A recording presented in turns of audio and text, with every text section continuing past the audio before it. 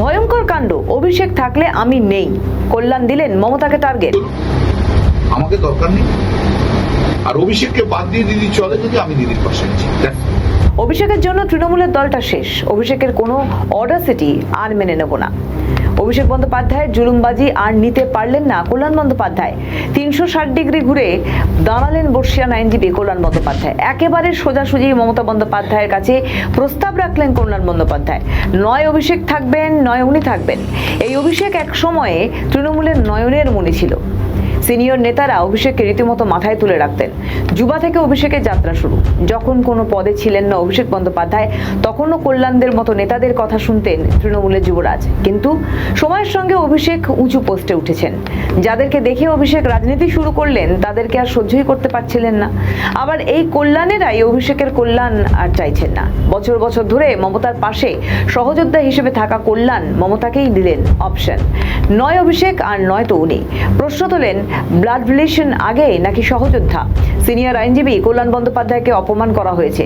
ঘরে বাইরে নানান ইস্যুতে তৃণমূলের অবস্থা এখন খুব খারাপ। বহু মামলায় ফেঁসে অভিষেক।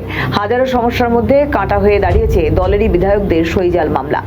সেই মামলাতে লড়ছিলেন কল্যাণ, কিন্তু তিনি এবার সেই মামলা থেকে সরে দাঁড়ালেন। পাশাপাশি তৃণমূলের সমস্ত মামলা থেকে সরে দাঁড়ানোর সিদ্ধান্ত নিয়েছেন বর্ষিয়ান আইনজীবী কল্যাণ বন্দ্যোপাধ্যায়। কিন্তু কেন?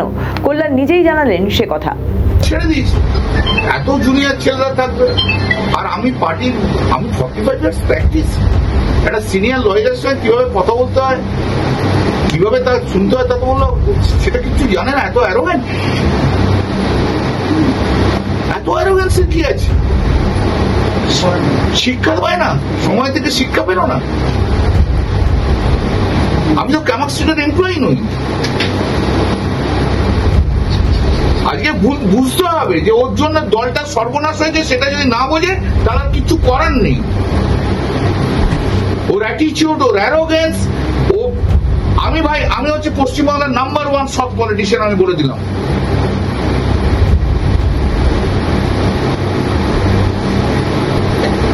আর ওর জন্য আজকে আমাদের চোর শুনতে হচ্ছে। Life is under threat. যেখানে যাচ্ছি সেখানে কেউ না কেউ ইয়ে করছে। পরশুদিনই এয়ারপোর্টে চোর করে দৌড়ে এসছে।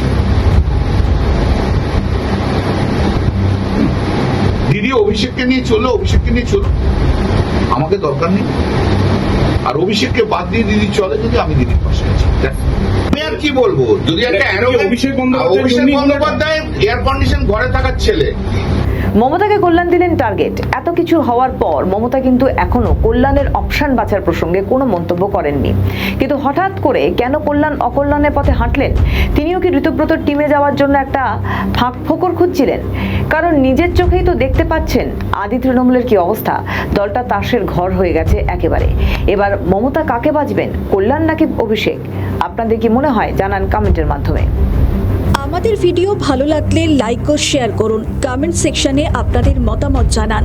আরও ভিডিও পেতে আমাদের চ্যানেলটিকে সাবস্ক্রাইব করুন এবং প্রতি মুহূর্তে খবরের আপডেট পেতে প্রেস করুন বেল আইকন।